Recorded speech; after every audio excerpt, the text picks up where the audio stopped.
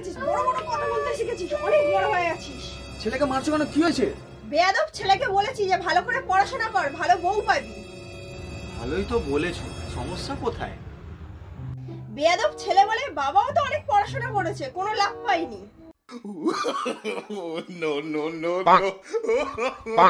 বুঝলে বৌমা, বল্টু পেটে থাকতে আমি যা যা খেয়েছি না সব কটা ওর বড্ড প্রিয়।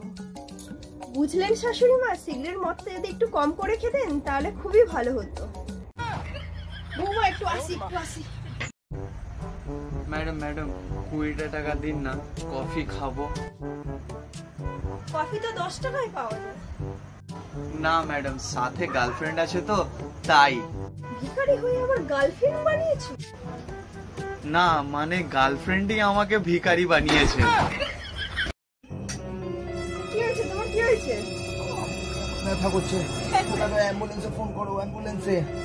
করছি দাদি, তোমার মোবাইল পাসওয়ার্ডটা বলো।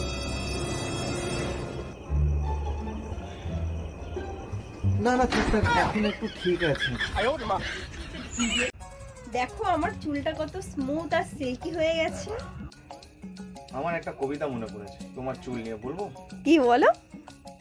তোমার এই রেশমি চুলে আমি পাগল হয়ে যাই, কখনো ডালে, কখনো ভাতে, কখনো তরকারিতে খুঁজে পাই। কে আছে রে এই বোকার চোখটা মোর?